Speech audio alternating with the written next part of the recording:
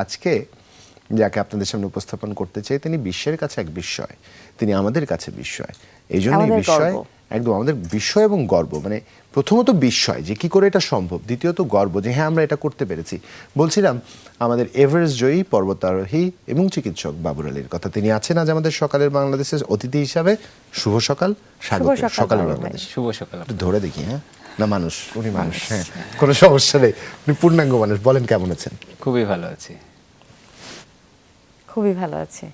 আমরাও সমতলে হাঁটতে অনেক মজা না? সকালবেলা হ্যাঁ একদম সমতলে হাঁটতে অনেক মজা। হ্যাঁ ঠিক আছে, আমরা ঠিক লাইনে আছি।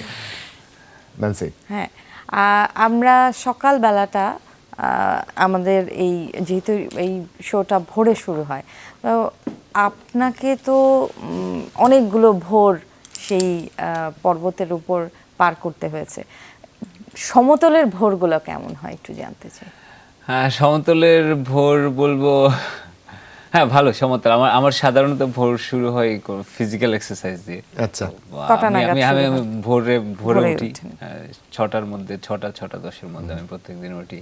উঠে এবার ওয়ার্ম আপ করে দৌড়াতে বেরোই বা সাইক্লিং করতে বেরোই বা আর আদার কোনো অ্যাক্টিভিটি থাকলে। হ্যাঁ আচ্ছা, তারপরে আপনার অন্যান্য কাজ? হ্যাঁ অন্যান্য পরবর্তীতে এরপরে। মানে পর্বতের ভোর কেমন ছিল? পর্বতের ভোরগুলা সাধারণত যদি যেদিন সামিট পুশ বা সামিটে দাঁড়ানোর সৌভাগ্যের কথা যদি বলি, দুটো পর্বতের মধ্যে এভারেস্ট, আরেকটা পর্বতেও গিয়েছিলাম লোৎসে থেকে হচ্ছে আমার খুব ভালো ভোর দেখার সুযোগ হয়েছে। এভারেস্টে আমার খুব ইচ্ছে ছিল আর কি, এভারেস্ট যখন ক্লাইম্ব করব বা এভারেস্টের চূড়ার কাছাকাছি কোথাও থেকে ভোর দেখব। তো ওই দিন আনলাকিলি ওই টাইমটাতে হচ্ছে হোয়াইট আউট হয়ে গেল, চারপাশে মেঘ এসে ঢেকে যায় আর কি।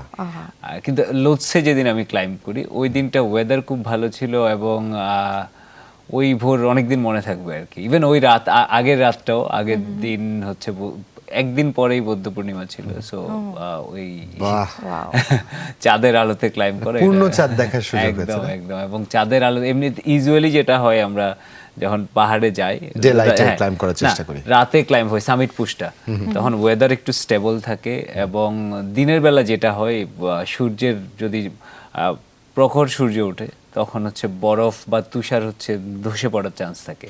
এই জন্যই সামিট পুশগুলো রাতের বেলা হয়। তো ওই রাতে এমনিতে আমরা যেহেতু রাত, সেজন্য খুব ভালো লুমেনের হচ্ছে আমরা হেডল্যাম্প ইউজ করি যাতে সামনে ভালো দেখতে পাওয়া যায়। কিন্তু ওই রাতটা আমার মনে আছে, ওই রাতে হচ্ছে এত বিশাল একটা চাঁদ উঠেছে এবং এত ভালো আলো হচ্ছে, হেডল্যাম্পের আলো একদম ডিম করে ক্লাইম্ব করেছি। মানে আপনার জন্য সবকিছু রেডি করে প্রস্তুত ছিল, বাবর আলী আসবে, আমাকে জয় করবে, আমি তাকে আলো দিয়ে আলোকিত করে রাখলাম। ভাই একটা খুব সহজ প্রশ্ন আছে। আমি মনে করেন 9টা-5টা জীবনের মানুষ, মানে সকাল 5টা থেকে সকাল 9টা পর্যন্ত, এটাই বলছি আর কি। আমি 5টা-9টা মানুষ, আমার জীবন খুব সকালে শুরু হয়, তারপর আমি খুব আনন্দ করে ঘুমাতে যাই যখন সবাই কর্মক্ষেত্রে যায়, তারপর আমি খুব আনন্দ করে দিনের বাকিটা অংশ পার করি। আমার জীবন ঠিক এইভাবে স্বাভাবিক। আপনার কাছে প্রশ্ন, কেন ভাই এত কিছু থাকতে কেন আপনাকে এভারেস্টে উঠতে হবে? আচ্ছা, মানে এই ইচ্ছাটা কেন, এই ইচ্ছাটা কেন, কবে থেকে? ইচ্ছা ছোটবেলা থেকে বলবো, ওইভাবে নয়, বই পড়ে হচ্ছে প্রথম আগ্রহ জন্মায় আর কি। কোন বইটা পড়েছিলেন? দুটো বইয়ের নাম বলতে হবে। একটা বিভূতিভূষণ বন্দ্যোপাধ্যায়, আমার খুব ফেভারিট রাইটার, চাঁদের পাহাড়। চাঁদের পাহাড়ের শঙ্কর আর ডিয়েগো অ্যালভারেজ আছে। তো ওদেরকে দেখে হচ্ছে আমার অ্যাডভেঞ্চারের শখ জাগে। বাড়িতে কোথাও বই দুটো থাকলে লুকিয়ে ফেলতে হবে। এবার বলো। ওদেরকে দেখে আমার অ্যাডভেঞ্চারের ইচ্ছাটুকু জাগে। ওটা যেহেতু মূলত অ্যাডভেঞ্চার নিয়ে বই। আর এরপর আরেকটা যদি আমি পাহাড় প্রেম বলি, সেটা সমরেশ মজুমদারের গল্পধারিণী। এই দুটোই প্রিয় লেখকের দুটো বইয়ের কথা বলেছেন। দুটো বই বাসায় কোথাও না কোথাও আছে, এগুলো লুকিয়ে ফেলতে হবে, এগুলো আর পড়া যাবে না। মজার বিষয় যে এই বইটা গত মাস থেকে একটু একটু করে আমি আমার ছেলেকে পড়ে শোনাচ্ছি। Nancy, congratulations. প্রস্তুত থাকো। ছোট তো বাংলাটা চিন্তা করছে যে পড়বে কি পড়বে, তখন আমি বলেছি যে আমি তোমাকে পড়ে শোনাই। তো ওই দিন প্রতিদিন রাতের বেলা ওর পড়ে ঘুমাতে যায়। তো আমি তাকে বললাম যে ঠিক আছে, আমি দুপাতা করে তোমাকে পড়াই। দর্শক, যেটা ঘটতে যাচ্ছে একটা মা সন্তানের যুগল হয়তো অদূর ভবিষ্যতের একটা ঘটনা ঘটিয়েও ফেলতে পারেন তারা, যেহেতু ওই বই পড়েই মানুষ তো আসলে অনুপ্রাণিত হয় যে কোনো মাধ্যমে। বাবর আলীও ঠিক তেমনটা ভাবে অনুপ্রাণিত হয়েছেন। এমবিবিএস পাস করা সহজ না পাহাড়ে ওঠা সহজ? আমার একটা প্রশ্ন প্রচুর হচ্ছে আপনার কাছে, কোনটা কমন আসলে বলেন তো? পড়েছে প্রশ্ন। আচ্ছা, এই কোয়েশ্চেনটা হচ্ছে মানে যে আমাকে করেছে, আমি তখন আমার নিজের মেডিকেল কলেজে ছিলাম এবং প্রিন্সিপাল ম্যাডামের রুমে যাচ্ছিলাম তো, এবং ও আমার জুনিয়র, অনেকক্ষণ ধরে বলছিল আমার এই কোয়েশ্চনটা আছে। তো আমি ওই সময় হয়তো ম্যাডাম ডাকছিলেন, ওই জন্য খুব তাড়াতাড়ি কোয়েশ্চনটার অ্যান্সার দিয়ে দিচ্ছে এবং এবার একটু ভেবে চিন্তে বলেন। ভেবে চিনতে পারে, হ্যাঁ। এইটা দুটো ডিফারেন্ট চ্যালেঞ্জ আসলে। এমবিবিএস এর চ্যালেঞ্জ অন্য, পাহাড়ের চ্যালেঞ্জ অন্য। এমবিবিএস এ এমন কিছু নেই যেটা আমি যদি বলি যে ওখানে ভুল করলে আমার নিজের লাইফ রিস্ক আছে, পেশেন্টের লাইফ রিস্ক থাকে, সেটা অন্য বিষয়। এখানে ছোট্ট একটা ভুলের জন্য মানুষ তার প্রাণ হারাতে পারে। পাহাড়ে মানে পর্বতারোহণ স্পোর্টসটাতে এইটা এই জন্য আসলে অন্য সব স্পোর্টস থেকে আলাদা, কারণ অন্য স্পোর্টসে কালকে যেমন আপনি একটু আগে ক্রিকেটের কথা একদম, বলছিলেন, একদম। ভুল করলাম, আমরা ম্যাচটা হেরেছি বা আমাদের কোনো একজন ব্যাটসম্যান উইকেটটা হারিয়েছে, বোলার 6 খেয়েছে, কিন্তু এইখানে কেউ যদি আসলে ভুলটা করে হচ্ছে বেশিরভাগ ক্ষেত্রে হয় মৃত্যু অথবা কোনো একটা accident। অঙ্গহানি বা বিশাল বড় কোনো একটা accident ক্রিকেটে হতে এরকম পারে। করে থাকলে হারতাম না আমরা, তাই তো? Jokes part, jokes part. একদম, এবং এমন একটা স্পোর্টস আসলে কোনো রেফারি থাকে না, আম্পায়ার থাকে না, কোনো টাইম লিমিট থাকে না, যেটা টি20 বা কালকে 3.5 ঘন্টায় 4 ঘন্টা একটা ম্যাচ শেষ হয়ে যাচ্ছে, বা ওয়ান ডে হলে একদিনে ম্যাচ শেষ হয়। তো এইটা আসলে অন্য সব স্পোর্টস থেকে আলাদা, এটার ঝুঁকিগুলোও আলাদা। এই জন্য আসলে এটাকে বলা হয়ে থাকে সব স্পোর্টসের রাজা আর কি, সকল খেলার রাজা এই পর্বতারোহণটাকে। আর এমবিবিএস এর চ্যালেঞ্জটা এটা অন্য, এইটার সিলেবাসটা খুবই টাফ সিলেবাস। অনেকেই বলে থাকেন এটা পৃথিবীর সবচেয়ে কঠিন কোর্সগুলো নিশ্চয়ই, নিশ্চয়ই। একটা। মানুষের জীবন নিয়ে পড়তে হবে, কাজ করতে হবে, এটা কঠিন না হয় সহজ হওয়ার তো কোনো কারণ নেই। একদম, নিজের এবং- জীবনই তো কত কঠিন, সেখানে এবং প্রচুর আমাদের সংখ্যক মানুষের জীবন। কারিকুলাম অনুযায়ী বা আমাদের দেশের যে কারিকুলাম এখন এক্সিস্টিং কারিকুলাম, এইটাও আসলে অ্যালাউ করে না আর কি অনেক কিছু, এবং খুব মুশকিলের একটা সিলেবাস। তো আমি বলবো এখন যে দুটোর চ্যালেঞ্জ। মানে পর্বতারোহণের প্রস্তুতি কত মাসের ছিল টোটাল? পর্বতারোহণ আসলে আমি 2014 সাল থেকে পর্বতে যাচ্ছি, তো যখন থেকে আসলে পাহাড়ে এভারেস্টের যাচ্ছি। প্রিপারেশন কত দিন? এভারেস্টের প্রিপারেশন আমি বলবো 2022 সালের অক্টোবরের পর থেকে আমি মানে শুরু 2 বছর। করেছি। 1.5 2 বছর, বছর এভারেস্ট পার করা যায়, কিন্তু 2 বছর তো এমবিবিএস পার করা যায় না। তার মানে এমবিবিএস করছে।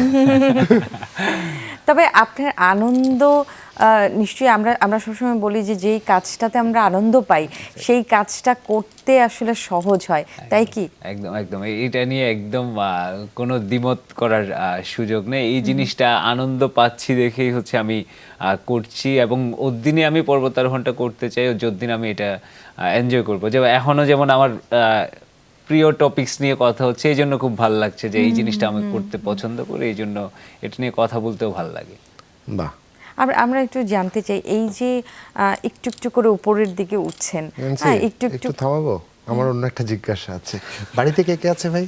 বাড়িতে বাবা মা আছে, আর আমরা 3 ভাই 1 বোন। যদিও এই মুহূর্তে বাড়িতে একমাত্র সন্তান হিসেবে আমিই থাকি। আচ্ছা, না বাবা মার কথাই বলছিলাম আসলে। ভাই বোনরা তো যে যার মতো ব্যস্ত হয়ে গেছেন, বাবা মার অভিব্যক্তি কি? বাবা মার অভিব্যক্তি হচ্ছে ওরা জিনিসটাতে ইউজ টু। আমি অনেক বছর ধরে যেহেতু পর্বতে যাচ্ছি, বছরে এভারেস্ট নিয়ে তো আর ইউজ এভারেস্ট নিয়ে অভিব্যক্তি বলেন। আচ্ছা, এভারেস্ট নিয়ে ওই যে আমি প্রত্যেক বছর যেহেতু যাচ্ছি, মাসখানেকের জন্য আমি থাকছি না, এইটাতে ইউজ টু। কিন্তু হ্যাঁ, এইবার যখন এভারেস্ট, এবং সেটা অলমোস্ট 2 মাসের অভিযান, এভারেস্ট এবং লোৎসে দুটো মিলিয়ে অলমোস্ট 2 মাসের অভিযান। এবং আমার মানে অন্য পর্বত নিয়ে তো বাবা মা খুব একটা জানেন না, তো এই পর্বতটা নিয়ে তো এভারেস্ট পৃথিবীর উচ্চতম পর্বত, এইটা জানে, এটার রিস্কগুলো মোটামুটি জানে। এবং আমাদের দেশ থেকে শেষ যিনি এভারেস্ট ক্লাইম্ব করেছিলেন সজল খালেদ ভাই, তো সজল ভাইয়ের হচ্ছে পরিণতিটা ওনার ওইটা জানে। তো এটা নিয়ে হচ্ছে বাবা মায়ের ভয় ছিল, মায়েরও বেশি। ইভেন বাবাও এবার প্রথম থেকেই একটু মন খারাপ করে একটু না? বসে আছে। মানে বাসায় বাজার করেন কোন বাজারে? কোথা থেকে বাজার করে কি খেলে একটু ভয় পায় মানুষ এভারেস্ট উঠতে? বলেন আমাকে শুনি। আমার ক্ষেত্রে তো ভয় ছিল না, সেটা আপনার ভয় ছিল না? না, আমার আপনার ফুড হ্যাবিট বলেন, আমরা তাই খেতে শুরু করব। আপনার ক্ষেত্রে ভয় ছিল না, যেহেতু খালাম্মা খালু ভয় পাচ্ছিলেন, তো আপনার বাবা মাকে আপনি কি বলে আসলে এই জায়গাটা সহজ করেছেন? বাবা মা আমার আসলে প্রিপারেশনটা দেখছিল যে আমি মানে কিভাবে নিজেকে প্রিপেয়ার করছি, প্রত্যেকদিন সকালে উঠছি, what ever the weather is, আমি দৌড়াতে বেরোচ্ছি, হাঁটতে বেরোচ্ছি, আমার আদার এফোর্টস, অন্য এক্সারসাইজগুলো করছি, এটা দেখছে। এবং আমি যেহেতু খাবার দাবারে অনেক দিন ধরে সচেতন, শুধু আমি সচেতন না, আবার বাবা মাকেও সচেতন রাখি, ওদেরকেও হচ্ছে ডায়েটটা মেনটেন করার চেষ্টা করি। তো এইটুকু এফোর্ট তো ওরা অনেক বছর ধরে দেখছে। তো এই অভ্যস্ত। কয়েক বছর কি খান না একদম একদম কি খান না, কি হ্যাঁ। খান না একদম, খুব খেতে ইচ্ছে করে অথবা মানে ওটা না খেতে খেতে ওটা অভ্যেসই নেই? এইভাবে বলবো হচ্ছে আমি চট্টগ্রামের লোক, যেহেতু চট্টগ্রামে একটু রেড মিট একটু বেশি খাওয়া হয় লোকে, গরুর মাংস খুব অনেক খায়। খায় না? মেজবানি। না, আমি একটু রেড মিট কম খাই। এবং আরেকটা খাবার আমি ছেড়ে দিয়েছি, এটা ওটা অবশ্য অন্য কারণে, শুটকি আমি খাই না একদমই। আচ্ছা। আমার এক খুনি বন্ধু- নহয় না নয়? Exactly. ওটা খাই না, অন্য একটা কারণ, আমার এক বন্ধুকে আমি হারিয়েছি, ও স্টোমাক ক্যান্সারে। তো এইটার ওর যে বয়স ছিল, যে বয়সে ওকে হারিয়েছি, 31 ছিল, বছর দেড় দুয়েক হলো তখন ওই সময়ে। তো এটা, ও খুব ফিট একটা ছেলে ছিল এবং অনেকগুলো অ্যাক্টিভিটির সাথে জড়িত ছিল, নিয়মিত রানিং করতো, সাইক্লিং করতো। তো এরকম একটা ছেলের এই বয়সে স্টোমাক ক্যান্সার হয়েছে। তো পরে আসলে জানা গেল যে ও প্রচুর শুটকি খেত, এটা আমরা জানতাম, এবং ওই শুটকিতে আসলে প্রচুর পেস্টিসাইড ইউজ করা হতো, কীটনাশকগুলা। আচ্ছা, তো ওর যে ট্রিটিং ফিজিশিয়ান ছিল, উনি আমার মেডিকেলের সিনিয়র ভাই। পরে ওর সাথে যখন কথা হচ্ছিল, উনি বলছিল যে That ওর could বাড়ি be a Cox's Bazar probable reason. বেল্টে ছিল, কক্সবাজার বেল্টে, ওই রিজিয়ন থেকে উনি অনেকগুলো পেশেন্ট পাচ্ছিলেন, এরকম ইয়াং পেশেন্ট, যে ক্যান্সার যেহেতু আরেকটু পরের এইজে গিয়ে হয়, 40 অ্যাটলিস্ট 40 হতে স্টোমাক হয়। ক্যান্সার তো অন্তত 40 পরে যায়, বা অলমোস্ট বেশিরভাগ ক্যান্সারই আসলে 40 বা এর বেশি বয়সে গিয়ে হয়ে থাকে। আমার খুব কিউরিওসিটি ছিল আসলে এটা জানার যে ওর ক্ষেত্রে আসলে কি হয়েছিল? এটা কেন হয়েছে। তো তখন আমার সিনিয়র ভাই ভাস্করদাই বলেছিলেন যে এটার ক্ষেত্রে প্রবাবল কজ আর কি, এটা হয়তো একদমই স্পেসিফিক করে বলা মুশকিল, কিন্তু উনি বলছিলেন যে ওই বেল্ট থেকে অনেকগুলা পেশেন্ট পাচ্ছিলেন হচ্ছে যারা ফুড হ্যাবিটে শুটকিটা আছে, এবং উনি ধারণা করছিলেন যে এটা একটা একটু দর্শকদের এই বিষয়টায় সচেতন করতে চাই। বাবর আলী যেমনটা করে তার অভিজ্ঞতা থেকে বললেন, হ্যাঁ এটা সম্ভাব্য একটি কারণ হতে পারে, তবে কারণ তো বটে, এই বিষয়টি একটু গুরুত্ব সহকারে আপনারা বিবেচনা করবেন। কারণ হ্যাঁ, শুটকি খেতে সত্যিই ভালো লাগে, নানান রকমভাবে ভর্তা করে, নানান রকমভাবে খেয়ে আমরা আমাদের খাদ্যাভ্যাসকে স্থান দিয়ে অভ্যস্ত। কিন্তু সেই অভ্যস্ততায় নতুন করে যে পেস্টিসাইড বা কিভাবে বলবো, পেস্টিসাইডকে কীটনাশক যেটা ব্যবহার করা হচ্ছে, এটা আসলে আমাদের কতটা মানবদেহের জন্য উপযোগী, এই বিষয়টি আমাদের মাথায় রাখা জরুরি। এবং যারা এই বাণিজ্যের সাথে সম্পৃক্ত, বিকিনির সাথে সম্পৃক্ত, সংরক্ষণের সাথে সম্পৃক্ত, শুটকি প্রস্তুত থেকে একদম বাজারজাতকরণ পর্যন্ত যারা সম্পৃক্ত, তারা একটু সচেতন থাকবেন কি খাওয়াচ্ছেন আমাদের, এর দায়িত্ব আপনি নিতে পারবেন কিনা। যাই হোক, আমাদের এই আলাপচারিতা চলবে, গুরুগম্ভীর কথা বলতেছেন না, একদম হালকা ফুলকার কথা বলতে চাই, কারণ অনেক কঠিন কাজ তিনি করে এসেছেন। ওনার সাথে কঠিন কথায় গেলে আজ আমরা দুজন বিপদে পড়ে যাব। আমরা ওনার পর্বত আরোহণের গল্প আরো শুনবো, তবে ছোট্ট একটা বিরতিতে যেতে চাই, কিছুক্ষণের মধ্যেই ফিরবো, দর্শক কোথাও যাবেন না, সাথেই থাকুন। বিরতির পর আরো একবার স্বাগত, দেখছেন সকালের বাংলাদেশ, জুলহা জুবাইয়ের সাথে আছি আমি রয়েছি ন্যান্সি, এবং আমাদের সাথে রয়েছে এভারেস্ট জয়ী পর্বত আরোহী বাবর আলী। তার সাথে গল্প করছিলাম সম্ভাবনা, স্বপ্ন, আশা, আর যদি বলে অনেক একরাশ প্রত্যাশা, সেগুলোর গল্প আমরা তার কাছ থেকে শুনছিলাম। জুবাইর বলছিল যে কিভাবে আসলে এই সাহসটা জয় করা যায়, কিংবা কিভাবে আসলে আমরা তো ভাবনাই হয়তো আনি না, এটা হয়তো আমরা আমাদের জীবনটা এরকম, তেরোতলা হেঁটে উঠবো, ওই দিন আসলে চিন্তা করে আজকে ছুটি নিলেই ভালো হতো। হ্যাঁ, আমরা হচ্ছে এরকম সাধারণ মানুষ, তো আমাদের মতো সাধারণ মানুষের সংখ্যা নেহাত কম নয়।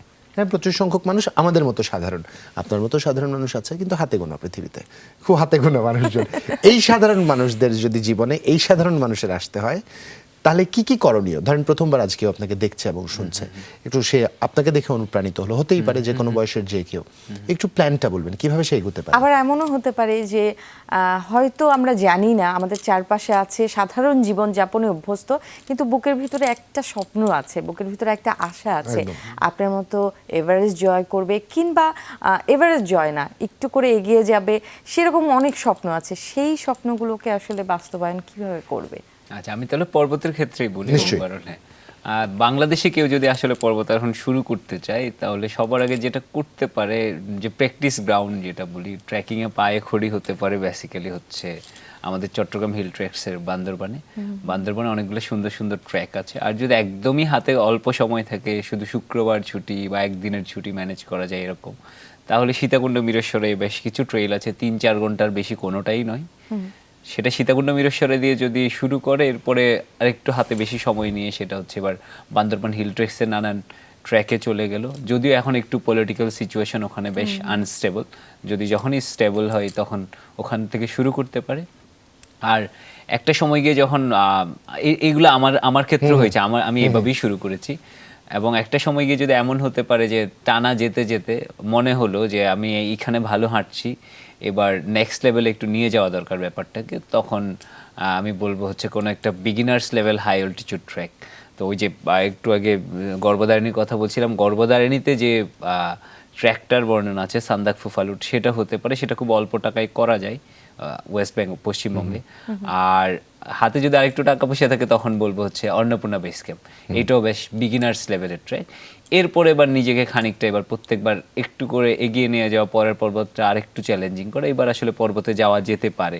এবার সেটা 5000 মিটার কিছু মাউন্টেনে গেল, এরপরে 6000 মিটার, সম্ভব হলে 7000 মিটার। আর ইন বিটুইন আরেকটা যেটা কাজ করতে পারেন সেটা হলো আমাদের দেশে যেহেতু ওরকমভাবে মাউন্টেনিয়ারিং ইনস্টিটিউট নেই, অনেকগুলো ক্লাব আছে যারা ছোটোখাটো 1 দিন 2 দিন 3 দিনের ইভেন্ট করে। ইভেন আমার ক্লাব ভার্টিক্যাল ড্রিমার্স থেকেও আমি নিজে ইনস্ট্রাক্টর থাকি, ক্লাইম্বিং ওয়ার্কশপ একদম বিগিনারদের জন্য করাই, এগুলোতে জয়েন করা যেতে পারে। অনেকে 2 দিন 3 দিনের এরকম কোর্স করায়, সেগুলো একটা ভালো অপশন হতে পারে। এছাড়া আর বলবো ফাইনালি হচ্ছে এই কোর্সগুলো বা এই যে ওয়ার্কশপগুলো, এগুলো করেও যদি আরেকটু ভালো মতো শিখতে চাই পর্বতারোহণ ব্যাপারটা, যেহেতু আমাদের দেশে পর্বত নেই, পাশের দেশ ইন্ডিয়াতে যেতে হবে। ইন্ডিয়াতে বেশ কিছু ইনস্টিটিউট আছে, যেমন দার্জিলিংয়ে আছে HMI, হিমালয়ান মাউন্টেন ইনস্টিটিউট। আমি যেখানটায় কোর্স করেছি সেটা হচ্ছে উত্তরাখণ্ডের Uttarkashi Nehru institute of mountaineering. এরকম মানালিতে একটা ইনস্টিটিউট আছে, Atal Bihari Vajpayee institute of mountaineering and allied science. এগুলোতে 28 দিনের একটা কোর্স হয়, মৌলিক পর্বতারোহণ প্রশিক্ষণ বা BMC বলা হয়, বেসিক মাউন্টেন কোর্স, সেগুলোতেও জয়েন করতে পারে, কনফিডেন্সটা বুস্ট করবে। এই যে আপনি বলছেন যে এই পাশের দেশেই এই সুযোগগুলো রয়েছে, এগুলো তো আমাদের দেশের তরুণ যারা রয়েছে খুব বেশি কিন্তু জানে কি, খুব বেশি জানবার সুযোগ হয় না, তাই কি? একদমই, যারা আসলে এই স্পোর্টসটার সাথে জড়িত, কিন্তু সংখ্যাটা আসলেই খুবই কম। যে আপনারা যেটা বলছিলেন যে এটা অলমোস্ট 17-18 কোটি আমাদের পপুলেশন, সেই জায়গায় আসলে সিরিয়াসলি মাউন্টেনিয়ারিং করে আমাদের দেশে 40-50 জন আসলে। তো এটা নাম্বারটা খুবই অল্প, এবং ওই যে জানার সুযোগ, যে আসলে স্পোর্টসটার সাথে ইনভলভ বা খুব আগ্রহ আছে, সে হয়তো জানতে পারে, এমনিতে সাধারণ মানুষের জানার চান্সেস। ওয়ার্কশপ বা জানার ক্ষেত্র, সেগুলো কিন্তু আমাদের দেশে খুব বেশি নেই। একদম না, মানে আপনি না হয় ঠিক আছে আমাকে প্রস্তুতির কথা বললেন, আমি কোথায় পড়ালেখা করে জানতে পারি আসলে কিভাবে কি করতে হবে, কোন পাহাড়ে উঠে একটু মাসেল মেমোরিতে স্টোর করে নিতে পারি যে উঠতে কেমন হয় বা কি হয়, এগুলো করা গেল। খাদ্যাভ্যাসে কি কোনো পরিবর্তন, বডি ওয়েটের কোনো বিষয় আছে এখানে? বডি ওয়েটে কোনো পরিবর্তন? হ্যাঁ, ডেফিনেটলি ডায়েটটাও খুব ইম্পর্টেন্ট এইখানটাতে। আর আমার ক্ষেত্রে আমি চেষ্টা করি অনেক বেশি কার্ব না খেতে, বা ফ্যাটি ফুড, এই জিনিসগুলো অ্যাভয়েড করি। আর চেষ্টা করি আমি রিসেন্ট টাইমস আমি একটু মানে এনিম্যাল প্রোটিন বাদ দিয়ে হচ্ছে একটু যেটা প্ল্যান্ট বেসড প্রোটিন। আর সবচেয়ে ইম্পর্টেন্ট আমি পার্সোনালি মনে করি যেটা হচ্ছে সঠিক টাইমে খাওয়াটা, এটা খুব ইম্পর্টেন্ট। রাতের খাবারটা খুব আর্লি খাওয়া, সকালের মিলটা যাতে হেভি হয়, কারণ আমি বেশিরভাগ এক্সারসাইজ করি আমি সকালের মিলটা হেভি হয়, কিন্তু আমাদের ক্ষেত্রে বেশিরভাগ ক্ষেত্রে আসলে উল্টোটা হয়। হয়তো রাতে খুব ভরপেট খাচ্ছে, সেটা অনেক দেরিতে খাচ্ছে, এবং সেই হচ্ছে খাবারটা আসলে শরীরের কোনো কাজে আসছে না।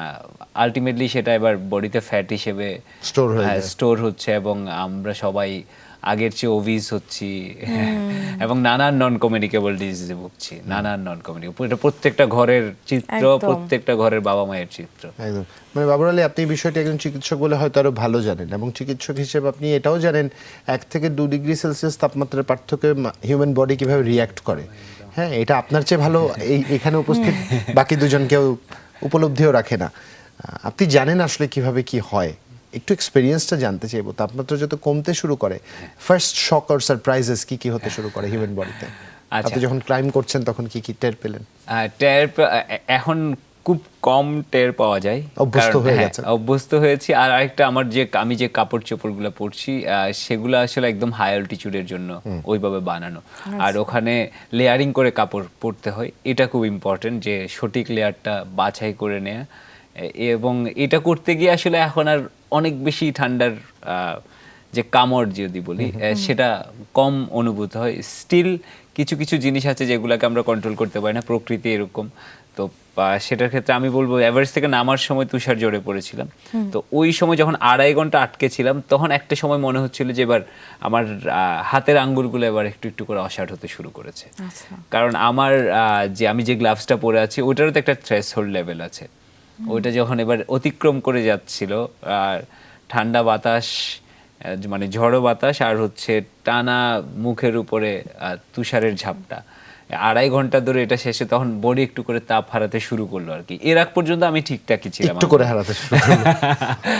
তো ওই সময় একটু খানিকটা আসলে শঙ্কাই কাজ করছিল যে এটা যদি আরো 1-1.5 ঘন্টা পারসিস্ট করে তখন চান্সেস থাকবে যে ফ্রস্ট বাইট, বা যেটা বলি আমাদের হাত পায়ের ডগাগুলো হচ্ছে ফেটে যাওয়া, হ্যাঁ, চৌচির হয়ে যাওয়া। ফেটে যাওয়ার চেয়েও এটা আমি মানে পড়ে যায় হ্যাঁ একরকম। হ্যাঁ এক্স্যাক্টলি। এবং এটা হাত পায়ের ডগাগুলো হারাতেও হতে পারে, কারণ এগুলা অঙ্গহানি হৃৎপিণ্ড, হয়। হ্যাঁ হৃৎপিণ্ড থেকে সবচেয়ে দূরে অবস্থিত, ওইখানে অক্সিজেনটা যেতে, ব্লাড সাপ্লাই যেতে সময় লাগে আর কি। একটু দর্শকদের বলবার আছে, ফ্রস্টবাইট সম্বন্ধে যারা জানেন না, মাউন্টেন ক্লাইম্বিং এর আগ্রহ আছে, প্রথমে এটা পড়ে নেবেন। ভয় পাওয়ার জন্য বলছি না, এটা সচেতনতার জন্য বলছি, এটা আমাদের প্রত্যেকের জানা উচিত। এবং বাবর আলী যেমনটা বলছেন যে বাতাসে হাতের আঙুলগুলো হঠাৎ মনে হচ্ছিল অসাড় হতে শুরু করেছে, এটা আপনার আমার দেশের শীতকালের ঠান্ডা না যে গ্লাভস পরলাম আর চলে গেল। এটা কি প্রকাণ্ড ভয়াবহ ঠান্ডা, এবং সেই সাথে কি মানে মাংস ভেদি বাতাস, হাড় ভেদি বাতাস, এটা না গেলে আসলে টের পাওয়া যাবে না। আমি কি করে জানি, এই গল্প বলবো না, তবে একটা বিরতি নিব, বিরতি থেকে ফিরে এসে আরো গল্প শুনবো আমরা বাবর আলীর কোথাও কাছে। যাবে না, কিছুক্ষণের মধ্যে ফিরছি। সবাইকে স্বাগত জানাচ্ছি। আমি ন্যান্সি রয়েছে, আমার সাথে জুবায়ের রয়েছে, এবং আমরা পাহাড়ে ওঠার গল্প শুনছি এভারেস্ট জয়ী পর্বত আরোহী বাবর আলীর কাছ থেকে। আমরা আরেকবার গল্পে যেতে চাই। দেখেন, এতক্ষণ অনেক কিছু জানলাম, অনেক কিছু শুনলাম, অনেক কিছু শিখলাম, কিছু বাস্তবতা জানতে চাই। একটু প্রথম দিন থেকে যদি 2-3 মিনিটের মধ্যে শর্ট জার্নিটা একটু আপনি বলেন, যে প্রথম থেকে 3 মিনিটের একটা রিক্যাপ আমাদের দিবেন। আমি চূড়ায় পৌঁছচ্ছি, কি কি হয়েছে আপনার সাথে। আচ্ছা, আমি একদম প্রথম থেকেই শুরু করি। বাংলাদেশ ছাড়ি 1 এপ্রিল, আর যেখান থেকে ট্র্যাকটা শুরু হয়, যে জায়গাটা লুকলা বলে একটা জায়গা, সেখানটায় পৌঁছাই 4 এপ্রিল। তো ইন বিটুইন এই 2-3 দিন আমার সময় লেগেছে কাঠমান্ডুতে পারমিট, আমার অভিযানের সরঞ্জাম, রসদ এসব জোগাড় করতে। মেডিকেল ফিটনেস লাগে কোনো? হ্যাঁ, মেডিকেল ফিটনেসের একটা কাগজ প্রয়োজন দিতে হয়, পড়ে। ওখানটায় আচ্ছা। দিতে হয়। আর 4 এপ্রিল ওই জায়গায় এটার জন্য কেমন অর্থ ব্যয় হয়েছিল আপনার? এই অভিযানে 45 লাখ টাকা ব্যয়। 35 লাখ টাকার মতো ব্যয় হয়েছে, জি বলুন। আর আমি হাঁটা শুরু করলাম হচ্ছে লুকলা বলে একটা জায়গায়। লুকলাকে বলা হয় সোলোখুম্বু যে রিজিয়নটা, মানে এভারেস্ট যে রিজিয়ন অবস্থিত সেটার গেটওয়ে। ওই জায়গায় একটা এয়ারপোর্ট আছে, ছোট্ট, একদমই ছোট্ট এয়ারপোর্ট।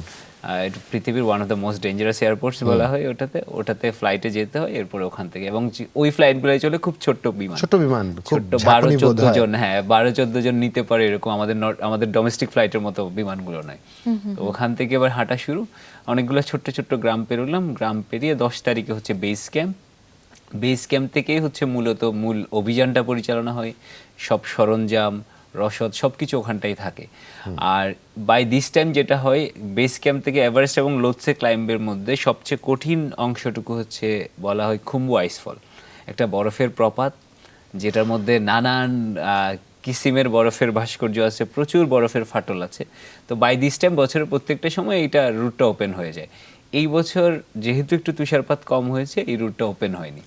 তো আমি সময়টাকে এবার ইউটিলাইজ করার জন্য আমি নিচে নেমে গেলাম আরেকটা লবুচে বলে একটা গ্রামে, সেখানে আরেকটা 6000 মিটার বা 20,000 ফিট একটা উচ্চতার পর্বত ক্লাইম্ব করে আসলাম। যাতে 20,000 ফিট একটু নেমে গেলাম, নেমে যে 20,000 ফিট আমি ক্লাইম্ব করে ফেললাম। হ্যাঁ বলুন বাবর আলী, শুনছি। পরে আবার বেস ক্যাম্পে ফেরত আসা। এবার লোকে অনেকে জানতে চায় কেন এটা 2 মাসের অভিযান। একটা পর্বতে উঠতে তো আসলে 2 মাস, বা দুটো পর্বতে উঠতে 2 মাস তো লাগে না। 2 মাস, এটা একটা কারণ আছে। এই সরাসরি আসলে এভারেস্ট বা এই ধরনের 8000 মিটার পর্বতে ওঠা যায় না। অ্যাক্লামাটাইজেশন বলে একটা প্রসেস আছে।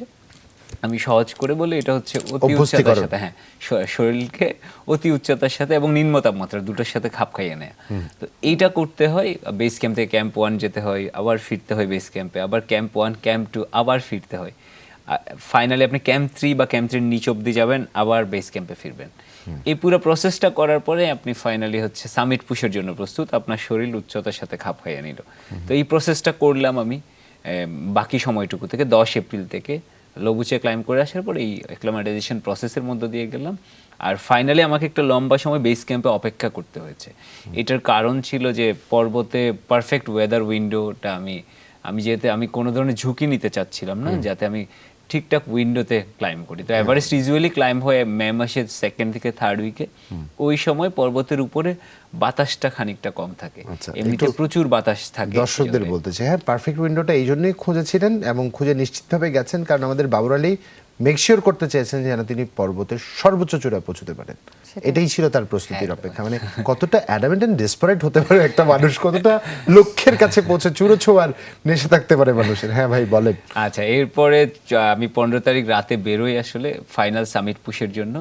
এবং ইউজুয়ালি যেটা করে লোকে ক্যাম্প 1-এ থাকে, তো আমার একটু কনফিডেন্স ছিল যে সরাসরি ক্যাম্প 2-তে যাব, ওখান থেকে এরপরে ক্লাইম্ব করব। তো আমি ক্যাম্প 2-তে চলে যাই, আমার দলের অন্যরা ক্যাম্প 1 গেছিল। অ্যাড্রিনালিন রাশ বলে। হ্যাঁ বলেন, আমি শুনছি। না, আমার ওই কনফিডেন্সটুকু ছিল আর কি আসলে। তো এবং এরপরে ক্যাম্প 3-4 হয়ে হচ্ছে 19 মে আমার বাংলাদেশের পতাকা হাতে 11 বছর পরে হচ্ছে লাল সবুজের পতাকা হাতে দাঁড়ানোর সৌভাগ্য হয় পৃথিবীর সর্বোচ্চ স্থানে এভারেস্টের চূড়া। এটা নেপাল স্থানীয় সময় সকাল 8:20 আর 19 মে ঠিক একদিন পরে আমার সুযোগ হয় পৃথিবীর 4র্থ সর্বোচ্চ চূড়া মাউন্ট লোৎসে। এটা 27,940 ফুট উচ্চতার মাউন্টেন। তো এই মাউন্টেনে আমাদের দেশ থেকে কখনো ক্লাইম্ব হয়নি।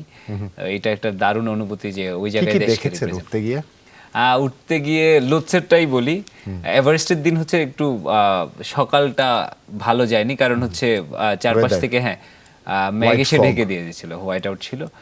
লোৎসের দিন আমি খুব মানে এনজয় করছি। নাম্বার 1 বুদ্ধ পূর্ণিমা ছিল, চাঁদের আলোতে ক্লাইম্ব করছিলাম।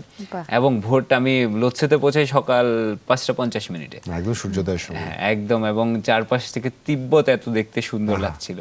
আমি যেহেতু নেপালের দিক থেকে ক্লাইম্ব করছিলাম। আচ্ছা, দিগন্ত জোড়া ঢেউ খেলানো পাহাড়ের সারি এটা। আর এমনিতে এভারেস্ট একদমই সুন্দর পর্বত নয়, এভারেস্টের চেয়ে অনেক অনেক সুন্দর পর্বত আছে। তো লোৎসে ক্লাইম্ব করার সময় আমি হচ্ছে এভারেস্টের প্রেমে পড়লাম। অথচ 2 দিন আগে আমি এটা ক্লাইম্ব করেছি বা 1 দিন আগে আমি এটা ক্লাইম্ব করে এসেছি। তখন আমার মনে হয়নি যে এভারেস্ট দেখতে খুব একটা সুন্দর নয়, একটা কালো চূড়ার মতো একটা পাথুরে অংশ চূড়াটা মূলত। দেখতে ভাল লাগে না, দূর থেকেও দেখতে ভাল লাগে না। কিন্তু আমি যখন অন্য অ্যাঙ্গেল থেকে লোৎসে ক্লাইম্ব করতে গিয়ে এভারেস্টকে দেখলাম, এবার প্রথমবারের মতো আমার এভারেস্ট সুন্দর লাগলো বা দেখতে, এই এভারেস্টের প্রেমে পড়লাম আর কি। ডেড বডি দেখেছেন পড়ে আছে? কতগুলো ডেড বডি? টোটাল তিনটা ডেড বডি দেখেছি। কত ফিট উপরে? একটা একদমই বেস ক্যাম্পের কাছে, বেস ক্যাম্প থেকে 500 মিটার দূরে। ওই দিকটায় লোকজন যায় না, এটা ওই জায়গাটায় বেস ক্যাম্প শেষ।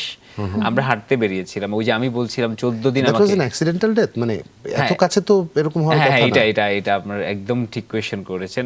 ইউজুয়ালি যেটা হয়ে থাকে, আমি বলছিলাম যে 14 দিন আমাকে অপেক্ষা করতে হয়েছে বেস ক্যাম্পে। তো ওই সময়টুকু থেকে হচ্ছে আমি প্রত্যেকদিন একটু হাঁটতে বেরোতাম।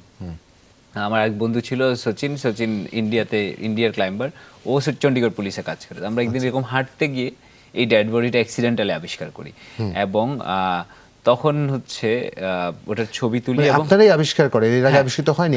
হ্যাঁ, এইটার খোয়া গেছে, কেউ খোঁজেনি? না, এইটার অন্য একটা কারণ আছে। এই ডেড বডিটা খুব সম্ভবত 10 বছর পুরনো ডেড বডি, খুব সম্ভবত। এটার কারণ হলো 2014 সালে খুম্বু আইস ফলে একটা ডেডলি একটা অ্যাভালাঞ্চ বা তুষারধস হয়। ওই সময় বেশ কিছু ডেড বডি উদ্ধার করা যায়নি, চাপা পড়ে গিয়েছিল। অথবা এটা হতে পারে 2015 সালে যে আর্থকুয়েক হয়েছিল, তখনও বেশ কিছু পর্বতারোহী মারা যান। তো ওই সময়টুকুতেও কিছু ডেড বডি হচ্ছে উদ্ধার করা সম্ভব হয়নি। ইউজুয়ালি আপনি যেটা বলছিলেন, এত নিচে কখনোই ডেড বডি আসলেই থাকে না, এটা রিমুভ করে ফেলা হয়। তো আমরা ওই জায়গাটার ছবি নিয়েছিলাম এবং জিপিএস কোঅর্ডিনেটস গুলো যারা আসলে ডেড বডিটা রিমুভ করে, পিক প্রমোশন বলে একটা সংস্থা আছে, ওদেরকে দিয়েছিলাম ওরা, এবং আমি আশা করি সেটা করেছে আর কি। পরে আমি খবর নিতে পারিনি, আমি পরের দিনই উপরে কেউ একজন তার প্রিয় মানুষের খোঁজ পাবে, এটা একটা বিশাল ব্যাপার। আর পরের দুটো ডেড বডি একদম এভারেস্ট। এই বছর আসলে ডেড বডি অনেক কম, হিসাবে যদি আমি তুলনা করি অন্য বছরগুলো, কারণ অন্য যারা আগে এভারেস্ট ক্লাইম্ব করেছে ওরা আর অনেক বেশি ডেড বডি দেখেছে আমি যতদূর জানি। তারপরে ওগুলো কত কত ফিটে ছিল? একটা 8,000 অ্যারাউন্ড 8,300 বা এরকম প্রথম ডেড বডিটা দেখে, মানে সেকেন্ড যে ডেড বডি সেটা, তাকে আমি চিনতাম। সবচেয়ে হৃদয় বিদারক ব্যাপার হচ্ছে ও মাত্র 4 দিন আগে মারা গিয়েছে। মঙ্গোলিয়ান ছিল, ওরা 2 মঙ্গোলিয়ান, একজনকে আমি দেখেছি এবং ওকে ওই যে ওটা খুবই হৃদয় বিদারক। আমার এই জন্যই বলবো মাত্র 4 দিন আগে মারা গেছে, যাকে আমি চিনতাম, ওর ক্যাম্পে আমি অনেকবার গেছি, অনেক আড্ডা হয়েছে, খুবই মোটিভেটেড পারসন ছিল, শক্ত সামর্থ্য লোক ছিল। তো এরকম একটা মানুষের এরকম পরিণতি, এটা মানে এভারেস্ট পরীক্ষা নেয়, প্রতি মুহূর্ত পরীক্ষা নেয়, আপনার মানবিক সক্ষমতার পরীক্ষা নেয়, আপনার অতিমানবী আচরণের পরীক্ষা নেয় এবং বাস্তবতার পরীক্ষা নেয়। বাবর আলী, শুভকামনা আপনার জন্য। আপনি যা করেছেন অনেক সাধারণ মানুষ তা করতে পারে না, এবং আপনি যা করেছেন অনেকে করে আসবার পরে দ্বিতীয়বার করবার মতো সাহস পায় না। এটা এমন একটি যাত্রা, এই যাত্রায় আপনি গেছেন, জয়ী হয়েছেন। আমি ছোট্ট করে একটু জানতে চাই যে বাবুল ভাই, এই যে এভারেস্ট জয়, একেবারে সর্বোচ্চ চূড়া, তারপরে আসলে স্বপ্ন কি আছে? পৃথিবীতে আরো অনেকগুলা টেকনিক্যাল মাউন্টেন আছে পৃথিবীতে। আমি যদি বলি 14টা 8,000 মিটারই পর্বত আছে, তো মাত্র তো 2টো হলো, আরো 12টা বাকি আছে, বা সবগুলোতে ওঠার একটা স্বপ্ন। হ্যাঁ, অথবা আরো অনেক টেকনিক্যাল মাউন্টেন্স আছে। শুভকামনা। এরপর আপনাকে আমার নামের চিরকুট লিখে দিয়ে দিব, আপনি যেখানে যাবেন চিরকুটটা দিয়ে একটা ছবি তুললেই হবে, আমার ওখানে পৌঁছানো হয়ে যাবে। অসংখ্য ধন্যবাদ, শুভকামনা আপনার আগামী দিনের জন্য। সেটা শুভকামনা প্রত্যেকের জন্য যারা স্বপ্ন দেখেন কখনো এভারেস্টের চূড়ায় যেয়ে দাঁড়াবেন, লাল সবুজের পতাকা ওড়াবেন। আপনাদের প্রত্যেকের জয়ে আমরা নিশ্চয়ই গর্বিত হব, তবে নিরাপদে সাবধানে যাবেন। ভালো থাকবেন, সুস্থ থাকবেন, স্বপ্ন দেখবেন। শুভ সকাল। শুভ সকাল।